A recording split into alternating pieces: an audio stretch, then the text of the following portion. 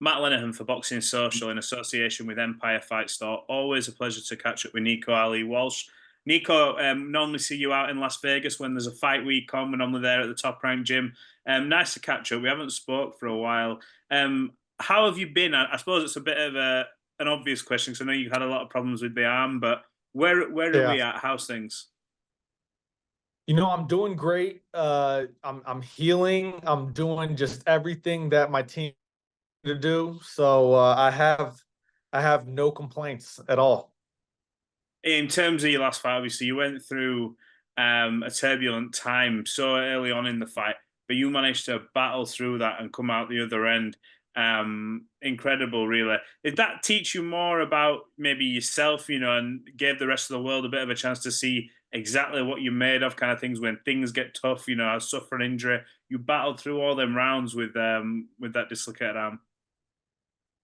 Yeah, it was so strange because everything was going to plan. My camp was great.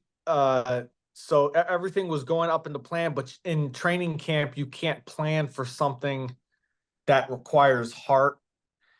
And yeah, no, I learned a lot about myself. I mean, of course, as a fighter, I thought I was like, yeah, if ever a situation like, I mean, I think about like my grandfather with what happened to him with I was always told since I was little, your grandfather fought with a broken jaw. So I would always think to myself, wow, what a guy. Like, could I ever do that? If something like that were to happen to me. And Hmm. so it taught me that, yeah, I can and I will. And it's just it shows to me I learned a lot about myself that fight. I'm glad, as weird as it sounds, I'm glad everything happened the way it did. Because we see in the sport now the pressures of boxing, and especially, I mean, you know yourself since you started. I mean, you come into this with sort of the biggest sort of name on your back, Yeah. the greatest of. So, but you're trying to make it on your own. So you've got that pressure almost as a given. You suffered your first loss, you came back, won a fight, and then the fight after, it's like, what's going through your mind? Are you just thinking, oh no, like I'm doing well here. Yeah. Why does this have to happen now? Kind of thing. Yeah, no, of course, and everything was so planned. Everything was so planned for that fight. I dropped the opponent in the third round. I dropped him in the third round, and I said, okay, so I'm gonna let him because I know this dude's moves already. Like I fought him before. I watched footage of him. I did everything right. Um, so I said the fourth round, I'm gonna let him punch his way out, and in the fifth round, he's done. I'm taking him out.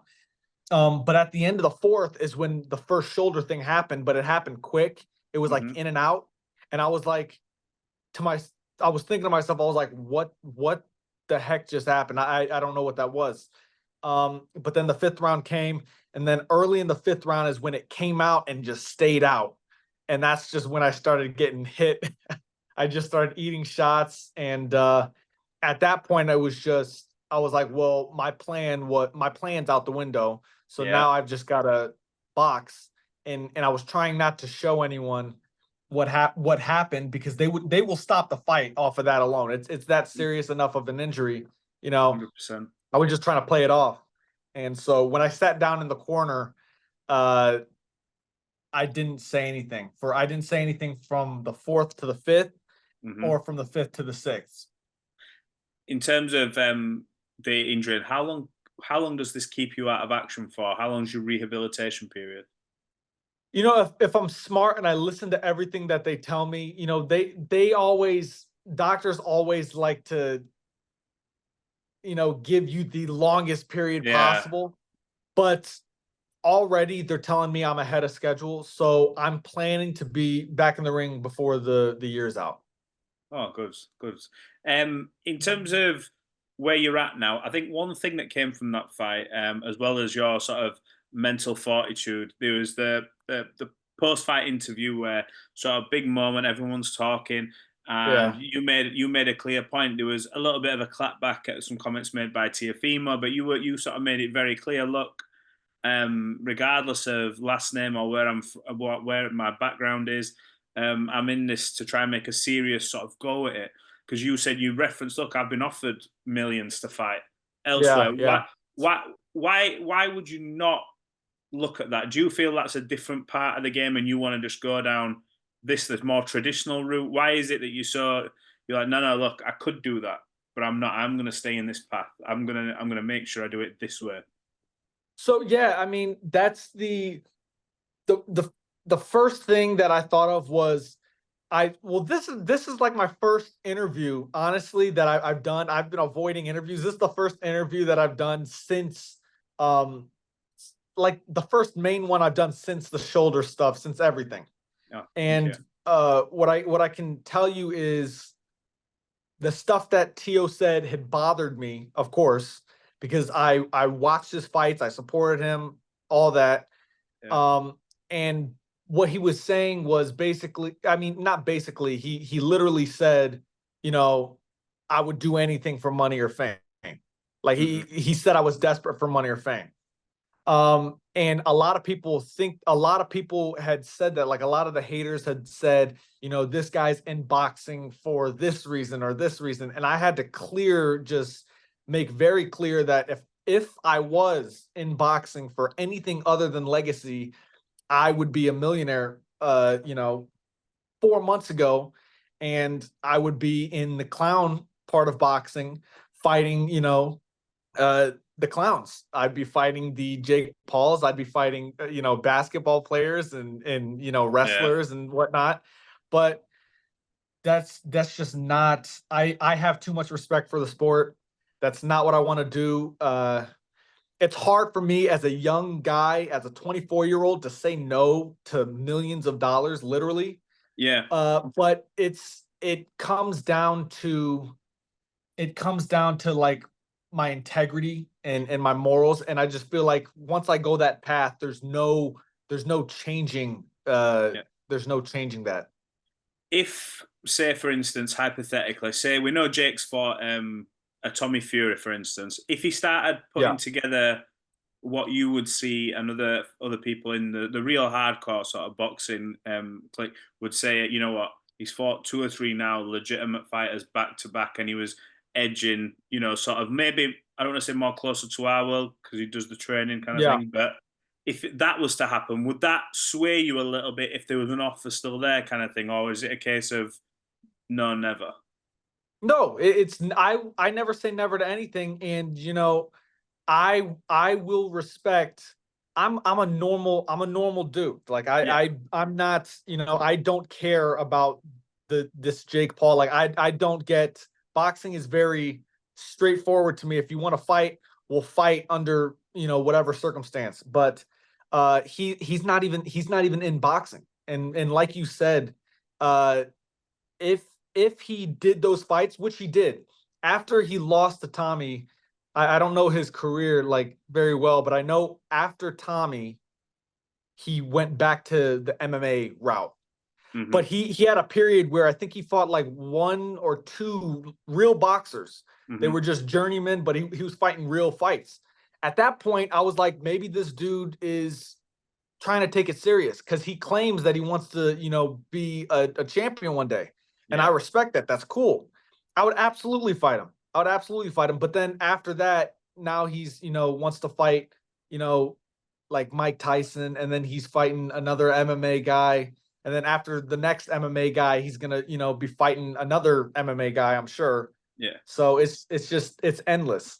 We'll just finish on the Jake part sort of segment on this. Where do you see the sort of Mike Tyson thing? Obviously, you grow up learning all about your granddad, who's the he's boxing, and you see another legend like Mike Tyson, who's the talk was always, oh, Muhammad Ali, Mike Tyson, Muhammad Ali. Can you imagine a fantasy matchup? Now we're seeing potentially Mike Tyson in an exhibition with Jake Paul. Yeah. It's sort of, you get mixed responses from this. What do you think when you hear that? I don't like it at all. I love Mike Tyson to death, and we've been very close. Obviously, he's been like family forever. Mm. So I'm gonna support him on any decision. But I've said before, Mike Tyson has the heart of Mike Tyson, so he would fight Tyson Fury today if given the Yeah, it chance. would. Mike Tyson's, it's Mike Tyson that we're Yeah. talking about. Yeah. but we need to be able to be like, hey, Mike, no. And I just don't think anyone should be fighting uh someone who's twice their age, or Yeah. the opposite, where Mike Tyson's about to be, 60. He shouldn't be fighting someone half his age. Yeah. It's worrying, because anything could happen. Boxing's very serious, even if it's an exhibition or whatever. It's a scary thought to think about. Yeah, 100%. I see where you're coming from. I saw recently on your socials, obviously looking, you've done a bit in the gym with Terence Crawford. He was sort of giving you some guidance, some Yes. tools. What was that like? Obviously, you're no stranger to being surrounded by obviously everybody else in boxing. That gym down at the top ranked gym and other gyms, they're full of talent all the time. What was the sort of things maybe he was telling you? We've seen you on the pads kind of thing with him, but what was he telling you? Anything off camera kind of thing? Give you a bit of advice? Yeah, well, he's one of the realest dudes in boxing. He's if you want to learn something about boxing, you should ask a guy like him, if not him himself. That clip was before my fight. It was long before his fight, and yeah, he's just smart. I've asked him stuff a million times. Uh, his assistant Julie ended up capturing that, and I'm so glad that she did, because I didn't think anyone was recording, but I have moments like that all the time, Yeah. and I always try to pick his brain whenever I see him in the gym, and he's very smart. That particular case, I was asking him something about, because he had watched my sparring before, and he was like, "Hey, you waited a little bit too much in sparring. Uh, you should do this next time." And then that's when the video got captured. And I was asking, okay, so when the guy throws a jab, how do you deflect from a jab? And I will ask him anything, and you'll learn. What's the sort of biggest lesson that boxing's taught you? Obviously, you'll have the fountain of knowledge, I'm sure, at your almost beck and call in them circles, kind of thing. But what's the sort of biggest thing boxing's taught you up to this point that you've or that's shown you about yourself, maybe that you didn't know? Obviously, the injuries and an easy one to look at, but what is it? I think after this last fight, it showed to me that I'm going to accomplish what I had set out to, which was, just being I was a young dreamer, when I was watching footage with my Yeah, grandfather and stuff on the phone, just being like, oh, I want to be like him. I want to be a champ like you one day. That was just dreams before, but now it's not dreams. Now it's goals, and it's goals that are right there for me to accomplish. And I know now after the last fight that it's possible. And that's that I'm just looking forward to it. It's just patience, just stepping up, climbing that ladder and getting there. do you almost feel now when you get to the ring on its fight week, there's a big media hype. I know I'm there for a lot of them, but do you almost feel more at home now, more at ease with it? Because I'm sure when you made your debut, then first like the first two fights, I'm sure that was just Oh, like that. strange. I'm sure Yeah. that was like a whirlwind. Do you feel more at home with all that now? Of course, of course. Yeah, maybe the first three fights, that's actually when it stopped. After my third fight, the third fight, I felt still overwhelmed, I remember, but then after that, it was breezing, because I've seen the lights and cameras and stuff my whole life, just not for me. But it was something weird to get used to, that it was about me, and that people wanted to ask me questions or autographs and this and that. But I'm completely used to it now. It's fun now, and yeah, Uh, no, I enjoy it. in the next sort of 12 to 18 months, I think it's quite important, this question, just because of where you're at in your career. It's an interesting place to be. You've learned a lot about yourself. Where would you like to be in the next sort of 12 months when you look back and go, you know what, I'm right where I am now? Do you want to be on the cusp of fighting for some sort of title? Is it about still learning, getting that seasoning? What is it about for you these next 12 months? I think it'll be a mix of both. I'm 10-1 now, so in 12 to 18 months, I'd like to be, thir 13-1. And then at that point, you need to start thinking about, some sort of title or something, just constantly stepping up in competition, which we're doing. But yeah, no, that would be where my mind's at. It should be on something title related by the 18-month mark. How important is it for you to have a world title in your career?